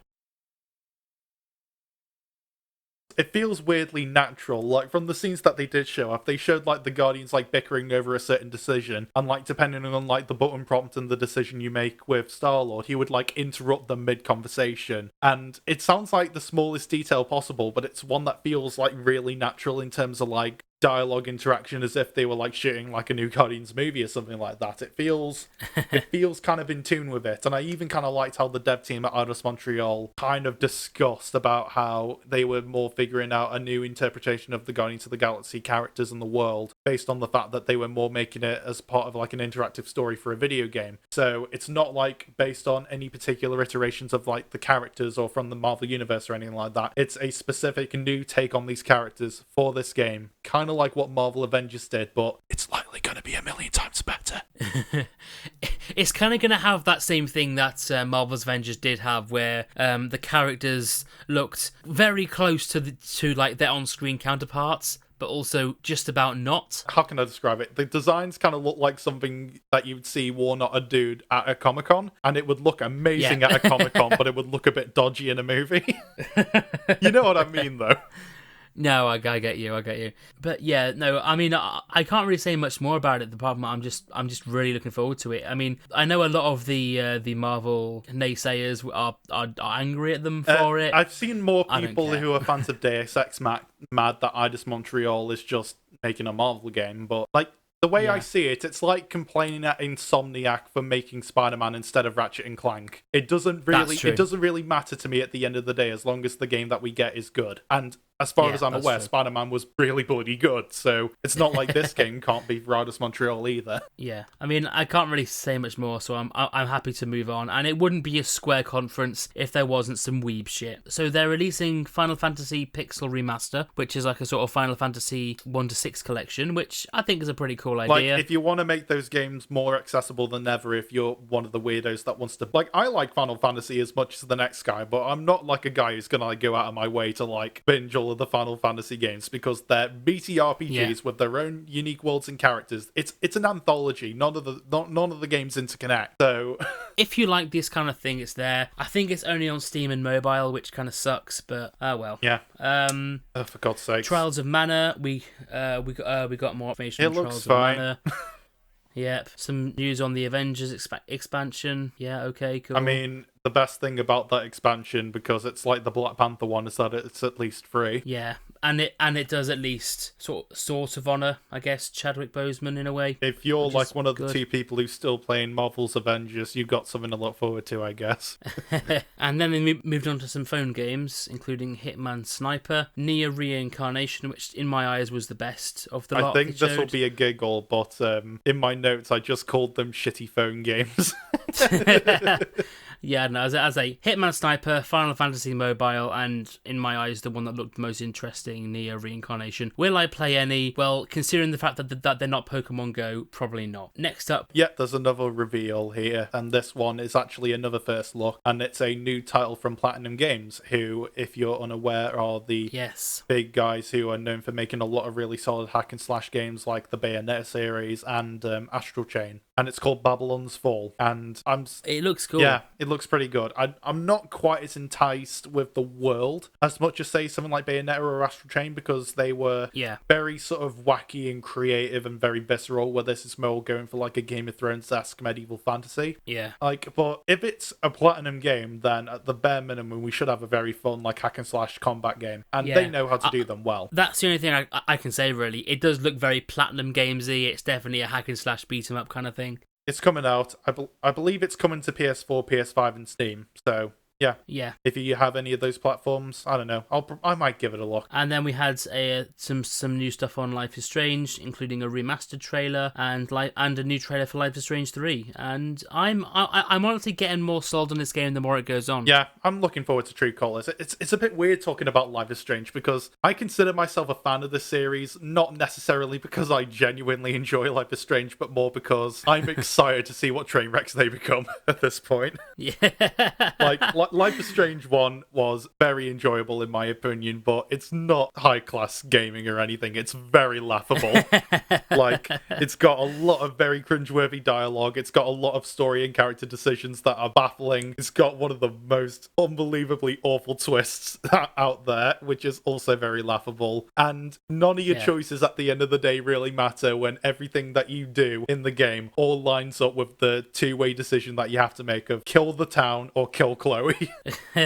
But in all seriousness, though, True Colours looks quite solid in my opinion. It's a bit weird to me. I like what they're doing with the story in this game, because I think they're playing it more out like a murder mystery, because it's about a new character, like most mainline Life is Strange titles, with Alex Chen moving into like a new town with her brother, and Steph from Before the Storm's there as well, so there'll be some nice intertwining with your Life is Strange lore. But apparently something happens, her brother dies, and it's built like a bit of a murder mystery thing. The only difference is that the power is not that great.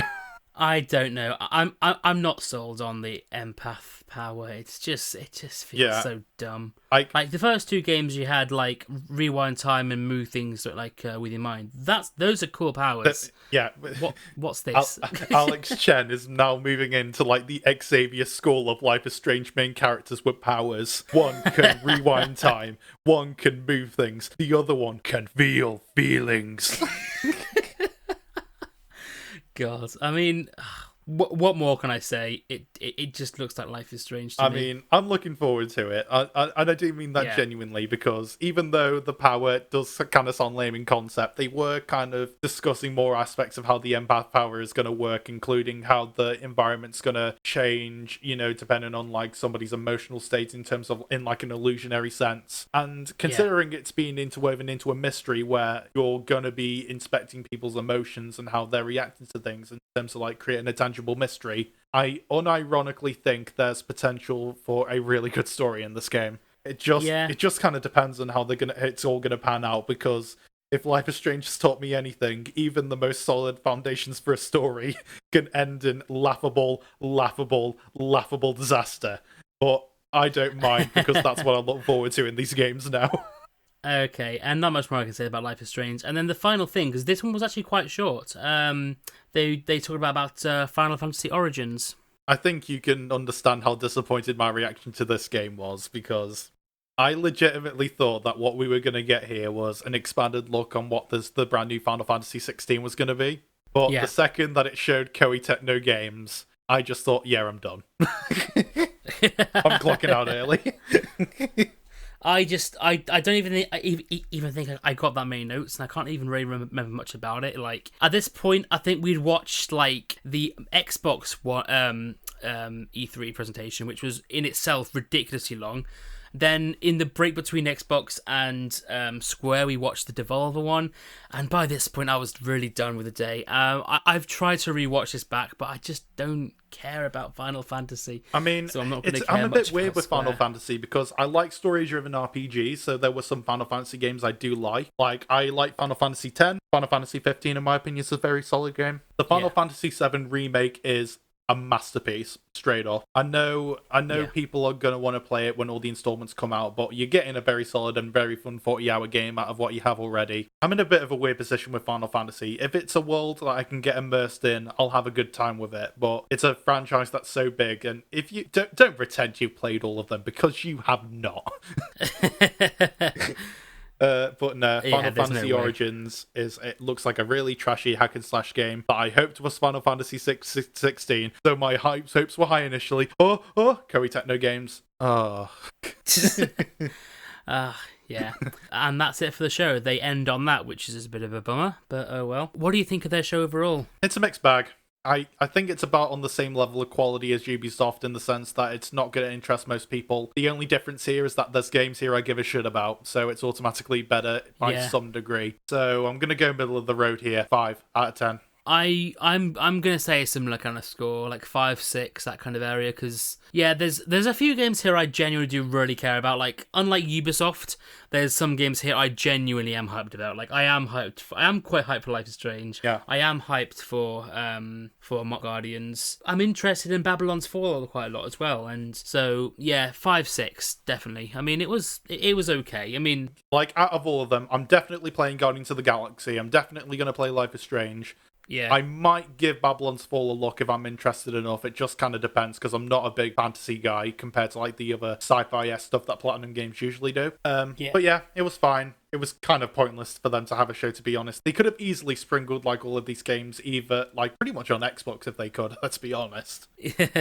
I mean, as Scott the Woz would say, I'm not an RPG guy, so Square were never going to win with me. I'm kind of an RPG guy. If it's something that I think I could get invested in, I'll play it. But for the most part, it's not going to be like a Nintendo Direct where it's going to have like 10 JRPGs that I'm not going to think about ever again. I mean, unless it is like Pokemon, I'm not really that bothered. And we are going into a bit of a Nintendo tangent, so let's turn our focus now to the final presentation. I'm just going to cut to the chase and say this is the best one by automatic default. I mean, I'm going to say honestly that there was some brilliant stuff here. There was some there was some stuff here I was really excited for. And not just that, I know what you're thinking. No, save it for later. Save it for later. Yes. Even that is a bit, but even putting that aside, I think there's still a lot in its own right. There was so much they showed off here. There was so much really cool stuff that no one was expecting and people are hyped for. This is in my eyes was a really good show. They had a couple of things here which kind of pulled it back a bit, but for the most part, this was a really hype show for me. Okay, let me put it this way. Considering all the other shows here were mostly kind of mixed bags, to go from mostly meh presentations to one that was genuinely great was such a massive breath of fresh air. But this has gone on far long enough. We better cut to the chase here. Let's do it. Okay, to start off, they pretty much cut to the chase immediately, and they unveiled the newest character that's coming to the new Fighters Pass for Super Smash Bros. And it was unexpected, I guess you could say, but at the same time, we probably should have saw this coming long ago. Tekken's coming to Smash, Tekken boys. Guy. I literally just have in my notes Tekken Guy in Smash because I can't remember his name. No, I don't remember his name. I'm more just kind of surprised that we got Tekken in here. I'm not gonna lie when I say I was not a bit disappointed to an extent, because it's more just the fact that we're seeing a more fighter type character in Smash again, because that's kind of what happened in time when we got a weeb girl from Xenoblade 2 in there, which I really got upset at. I mean, to be fair, I didn't actually mind either because Xenoblade needs more reps, and Tekken is. I mean, if we're gonna have like Street Fighter in there, it makes sense that we're gonna have Tekken. Like, I'm happy for it, to be honest. I'm completely fine with this, and he looks like a pretty unique fighter. Like, he's got a couple of things here and there, like his special moves especially, that look quite unique. And I'm really hoping now his final smash is just throwing someone off of a fucking cliff. Yeah, that was a quite funny moment. But yeah, but that only really leaves, I believe, one other fighter in the Vitus Pass left, and then Smash is done. Yeah.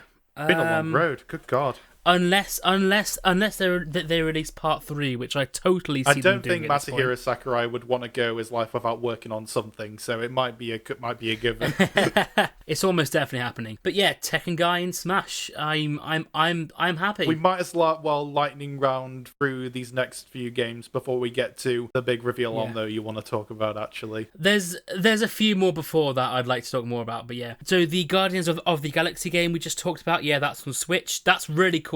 Really cool to see that they've somehow managed to get Guardians of the Galaxy on Switch. Life is Strange Remastered and Life is Strange True Colors are That's coming. also on Switch, yeah. That's really cool too. I'm looking forward to Worms. I'm hoping, because I do like the Worms games. It looks okay. I don't know. We'll see more when it comes out. Sega 2 Point Campus, I don't even know what that is. This is a game I'm weirdly kind of looking forward to, even though we don't know that much about it, but I'm weirdly excited to see Monkey Ball come back. Oh, I am so looking forward to the Monkey Ball. Like, it's so refreshing to get like the first 3, Monkey Ball 1, 2 and Deluxe back, because those games were great, and I'm so happy that finally in the 20th year of it existing, it's coming back. Dia Villagers was also released. That's a JRPG. Nintendo, you were doing so well. There was not a JRPG in sight, but to be fair, that's one thing about this that I actually did like, that it wasn't overblown with JRPGs. There was some there for the people who liked them, and then that's it. So good on you for that. Good on you for that.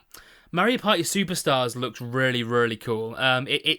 It's a real return to form for Mario Party. It's not necessarily a new game like what Super Mario Party was. It's more, I guess it's kind of like a best-of compilation of like the Mario Party franchise, because they're bringing back plenty of the boards and plenty of the mini-games that were from like the original N64 Mario Party titles. Unless they fuck this up, like Mario Party the top 100 levels, this could genuinely be the best thing to happen to Mario Party in years and years since the GameCube era, by far. It's been a very, very bumpy ride for Mario Party over the past like decade or so, because Super Mario Party is the best game in the series, and even that I'm extraordinarily mixed on. So I'm looking forward to seeing this game's already going to be better than Super Mario Party. Like, I like Super Mario Party. I actually think it's a really fun game to play with friends, especially. But I'm very mixed on it for various reasons. But that would be its own tangent. So this game's already going to be way more accessible than the others, because A, it's got online play right out of the gate, which Super Mario Party didn't have until a few years after it came out. And B, you can actually save your progress during the boards now, like you could in the older Mario Parties, which is something they should have put in Super Mario Party as well, but that's besides the point. Yeah. But yeah, I'm going to get it, straight up. I think it'll be fun to play with friends, so I'm automatically going to get a new Mario Party by default. But it's just more the fact that we're guaranteed a better game just because it's relying on stuff that was good about Mario Party to begin with. Yeah, I mean, I am looking forward to Superstars. I think it'll be really cool. For this one, I'm gonna let you take the reins for a few minutes, because you know way more about this franchise than I ever do, and I also know that you're a very passionate fan, so take it from here. Okay, so they started up by saying that Metroid Prime 4 had been in development for a while and they didn't have anything to show. Disappointed, but I was actually quite glad that they were at least acknowledging it, because we haven't heard a word from him. It's like 2018, so when the series got restarted, was it 2019? I think it was 2019. 2018, I think, maybe. I can't.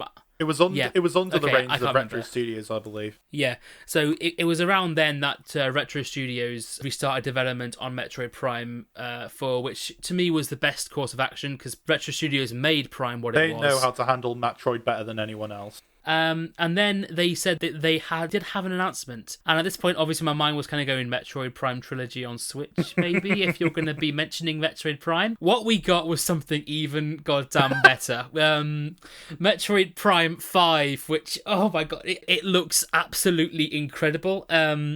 So they showed like Samus being chased by this, I think it's called the EMMI robot, which it reminds me a lot of Metroid Fusion, where you were being chased by the SAX. Yeah. And then they revealed there's a reason for that. It's Metroid Dread, which oh my god, that blew my mind. That was like, yes, finally we're getting Metroid Dread after 15 years. I was losing my mind. Like, you know that meme where it's just the office of Michael Scott just losing his mind, going, okay, it's happening.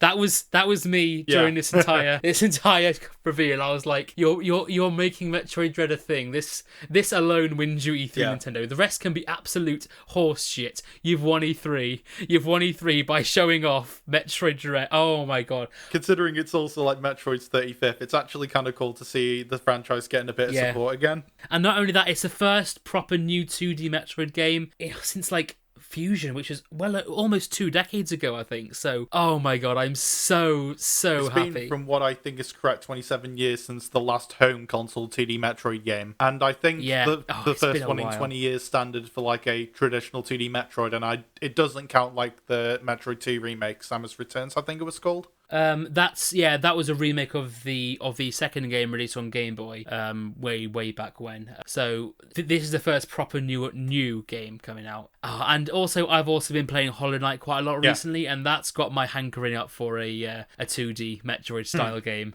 Oh my god, I'm so happy. I'm so happy. This was it. This and the Xbox Mini Fridge is the reason why E3 should have existed. It's really great to see Metroid get the support. It's just a bit weird for me because I consider myself more of a casual Nintendo guy in a lot of ways, and Metroid's always kind of intrigued me a lot, but it's kind of difficult where to like gauge where like a decent enough starting point for me is for like in terms of like Metroid as a franchise. You know, if that makes any sense. It's a very, I guess, kind of quite underrated franchise in a way. Like, so many of the games are straight up masterpieces, and Nintendo just doesn't give it the love that it needs. Metroid Other M was the first real sort of downfall, and that kind of laid the franchise to rest for a good I've always kind of thought that game had its fans. Like, I knew that game was kind of controversial, but I did think some people did like it.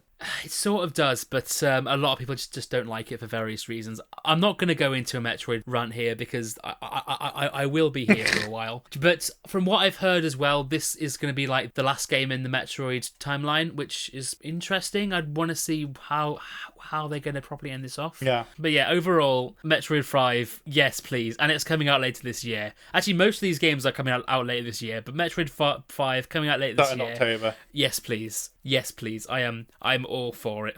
Release the amiibos. Release the game. I'm pre-ordering both. Yes, please. And so far, this has been a really, really stellar presentation. There's been a lot of really, really cool stuff here. And then the next thing they show after this huge reveal is Just Dance, and that is almost criminal. They had to fill a quota because Nintendo makes a lot of money out of Switch versions of Just Dance. Yeah.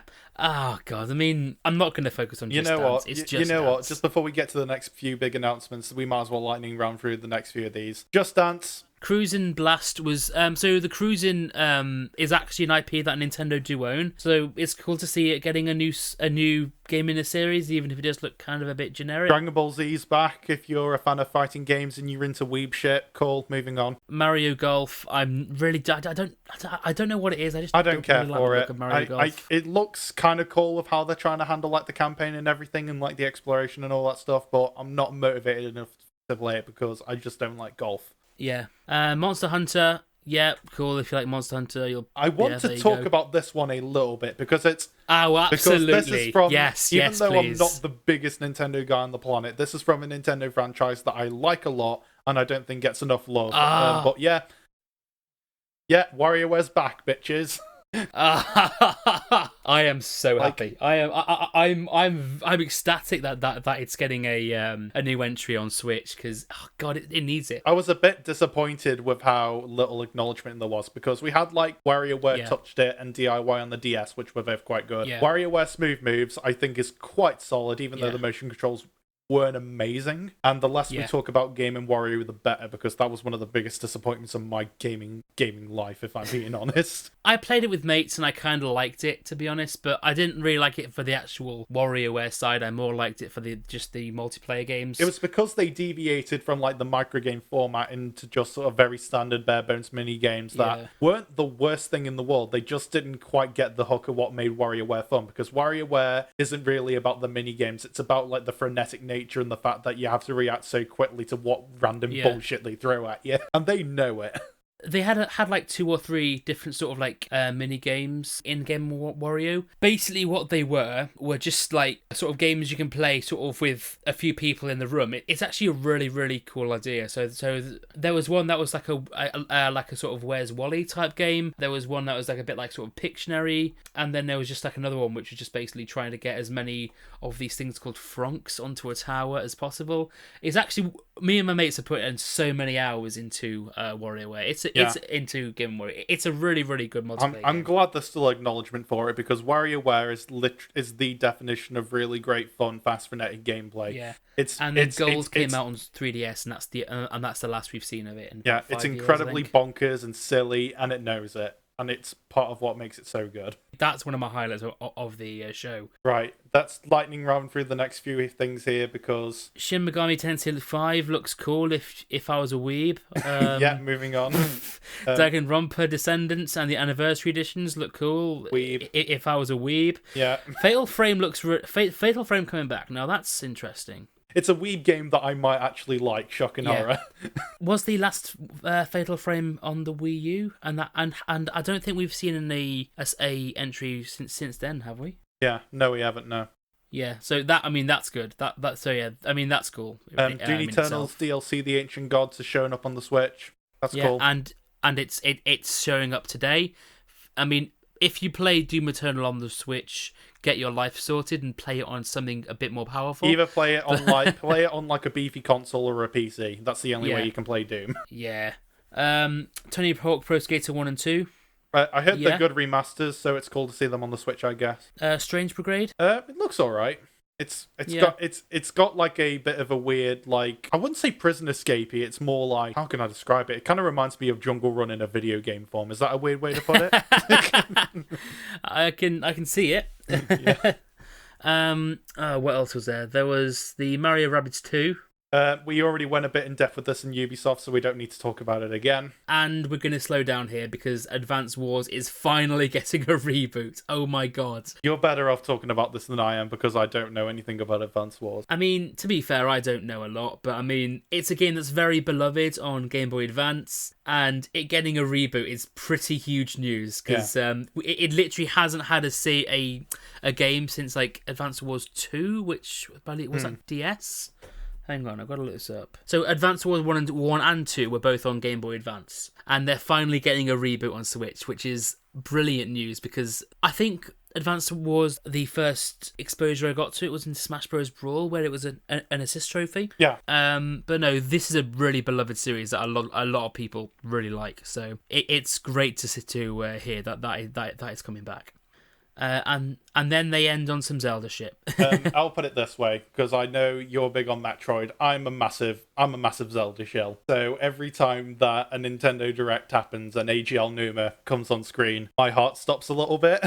Yeah. But I don't know. It's a bit weird to me, because I'm having a bit of a love-hate relationship with how they're handling the Zelda franchise right now. We might as well start with the first one, is that they're showing off some DLC for Age of Calamity. Hyrule Warriors, like, it's fine. I wasn't a big fan of the game, and I really wanted to like it. So, I liked the first Hyrule Warriors game quite a lot. So, in my eyes, they're both just kind of fine. They're just there. No, it's not really that. I just kind of wish there was a bit more potential to it, because it was kind of telling like the origin stories of like Calamity Ganon and what happened 100 years before Breath of the Wild and all that. And the story kind of melds into like this gobbledygooky time travel Doctor Who crap. And I don't know, the grind of the game and the intense like button mashy combat, I found it very exhausting very quickly, and I never finished it. Yeah. And that sucked to me. But yeah, DLC's coming out, it might be cool. And they're also talking about Skyward Sword HD as well, which I've got a bone to pick, but I know I can't be too mad, because I know I'm probably going to buy it.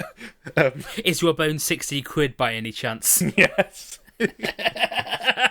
Let me put it this way: for like £40, you got like the game on Wii and with the Wii Motion Plus peripheral as well, which is a great bang for your buck because Skyward Sword, I kind of agree with most people in the sense that Skyward Sword isn't the best Zelda game ever made, but it is very solid. Yeah. I think most people were more disappointed in the fact that it was very linear and that fact that the opening 5 hours are very slow. But once you get into like the meat of the game, I think it's very fun, and I think in terms of like the beginning of the timeline and the origins of the Master Sword and Hyrule itself, it's a very fun time, I think. Yeah. What I'm not a fan of is the fact that they're charging an extra 20 quid for a bloody remastering of the same game. That's a bit sketchy. And the fact that the amiibo that they have attached to the game, the Loftwing and Zelda, like, how can I describe it? You know how in Skyward Sword, the way you travelled back up to the sky was by going to, like, those bird totems that send you back up to the sky? Yeah, it was a annoying thing in the original game because that meant you had to go across like half a map if you wanted to go back to the sky to do anything.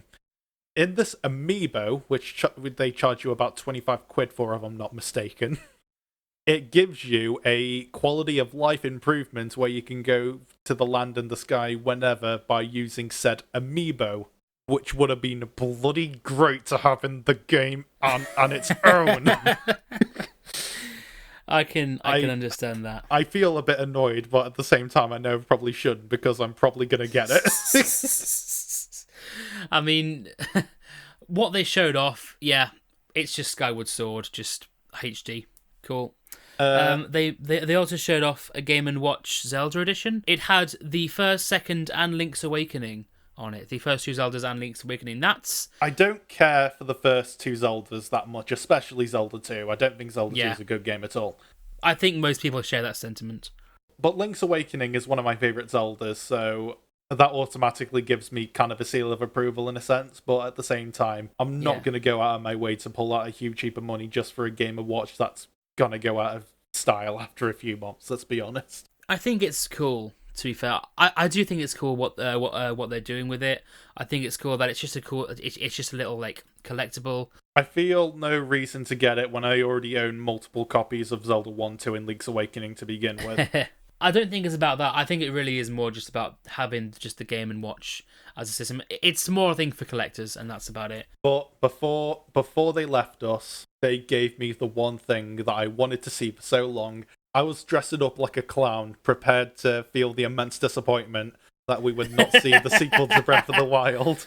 I mean, to be fair, I kind of always knew that they were going to save this till the very, very last thing, because how could they not? It was either going to be very first or very last. But yeah, let's end this entire discussion by talking about E3's last big hurrah, when AGL Numa just up and finally showed us some of the very first gameplay footage from the still untitled sequel to Breath of the Wild. So this is going to take place sort of partly in the sky. I've seen a couple of the new powers that actually look really cool. Like Link can go through the ground, it looked like. I knew they needed to do something different with the sequel because the one thing that made Breath of the Wild such a, pun not intended, breath of fresh air is more the fact that it was about exploring Hyrule to your heart's content and just kind of doing whatever you wanted until you felt like you were strong enough to take on Calamity Ganon. Yeah. And given this as a sequel, it would be very boring if they just went back to Hyrule again. So I knew that they needed to do something different. But the fact that they're expanding everything to the sky this time and giving us more powers to play around with, and hopefully maybe giving us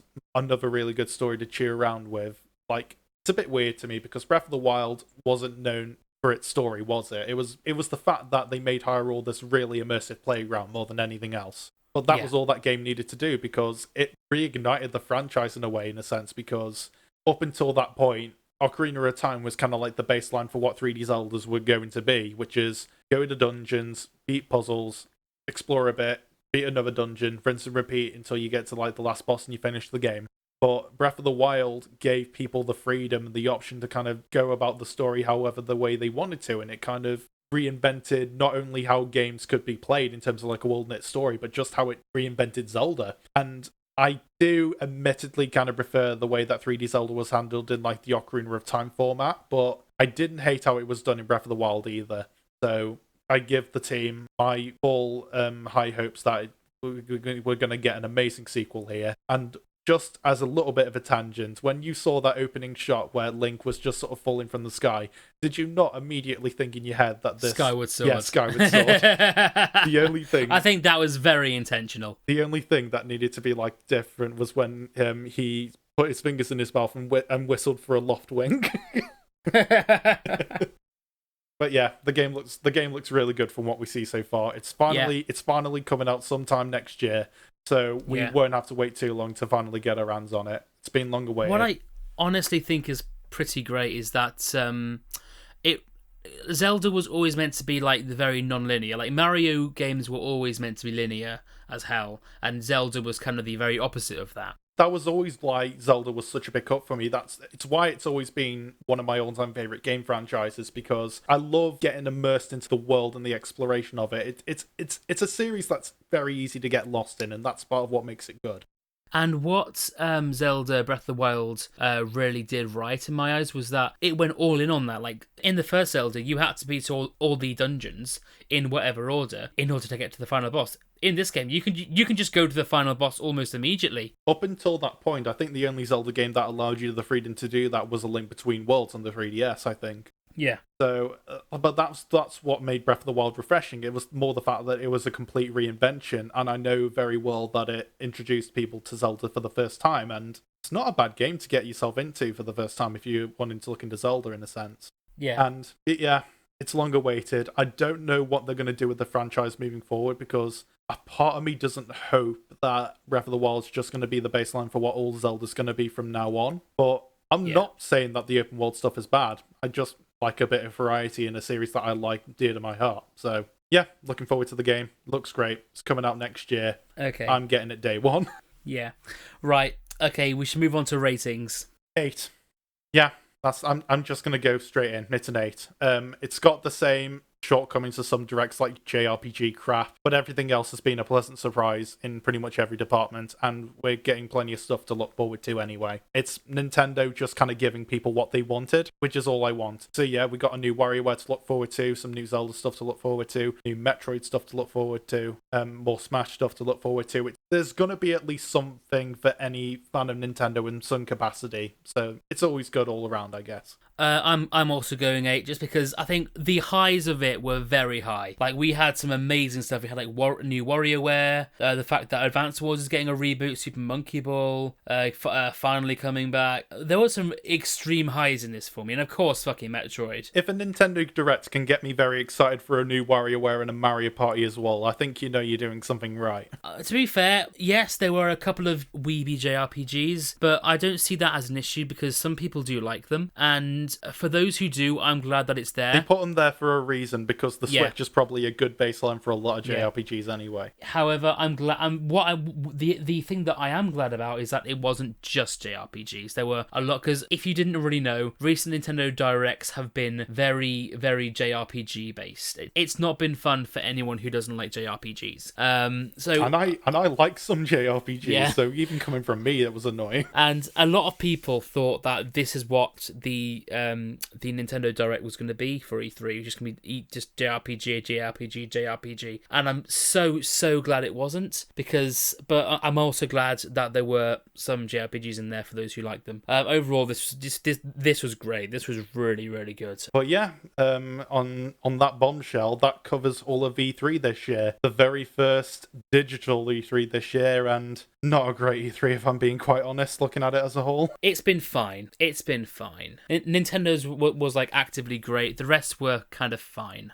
I think given the circumstances of COVID and everything, everybody probably did the best that they could given the resources and the games that they had on offer. I think it's more the fact that with E3 people just kind of anticipate a bit more, because it isn't really just about the game reveals, it's about the spectacle of E3, if that makes any sense. Yeah. Like all of like the pratfalls and all of the issues during like conferences and amazing reveals like Keanu Reeves and stuff like that. And all of the cringe moments and the games not working. It all makes the experience what it E3 is. is always being about the spectacle and the thrill, and that's kind of all been taken away because of COVID. Yeah. But you can't really fault them for that too much. So Yeah. I think for the most part, everybody involved kind of did the best with what they had to deal with. And Yeah. that's perfectly fine because it isn't really the spectacle of E3 that I care about. What I care about is games. And yeah, there's more than enough stuff to look forward to anyway. Stuff that we already knew was coming ages ago, but some really solid reveals. Like if I'm thinking about games that I'm really looking forward to that got unveiled, we got Breath of the Wild, of course, Guardians of the Galaxy, Mario and Rabbids. I'm probably look forward to. Actually, now that I think about it, most of the stuff I'm looking forward to is from Nintendo. Yeah, Nintendo hit it out of the park. I'm not going to throw out my Switch anytime soon. I'm gonna be giving this E3 probably like a 5 or 6, that kind of area. It was very fine. It's fine. Very fine. It's fine. It's a 5 from me. Very middle of the road. But again, I can't fault them too much because circumstances were different and people had to adjust, and that's fine. Yeah. Okay. That probably should bring this E3 to a close. If the world doesn't go to shit again next year, we'll be back as always anyway. Yeah. Hopefully E3 will be back properly next year, and we can touch people's faces and be shocked that we're alive. Okay. Well, yeah, that was fun. It's been good to do another E3 rundown because I did miss doing it last year. Yeah, last year felt sorely missed. I know like most of the studios did their own private events anyway, but I did kind of miss that thrill because E3 doesn't mean that much anymore in like the grand scheme of things. I mean, there's a reason why Sony doesn't do it anymore, because if Sony wants to announce things, they'll just go and announce it whenever they want to announce things. But it's more the fact that it just kind of gives a bit of a nice breather halfway through the year to just look forward to things and anticipate things, and that alone just feels really great about games in general. Just knowing that there will be something around the corner that you can just sink your teeth into and know you're going to have a good time with. That's the thrill of E3 to me. It's not the spectacle, it's the games more than anything. And I love games. Yeah. So give me all the games.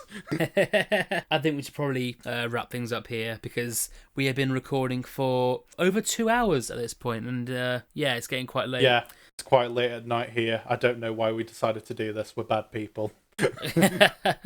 Yeah, if you like what you heard, give us a like, subscribe, and all that stuff that YouTubers are supposed to say for some reason. If I can finally get this working on a podcast player, give us a subscribe and do all that stuff. I don't quite know how podcast players work. Some it's just subscribe. Any sharing across any social media platforms always helps and supports us, so every little bit helps anyway.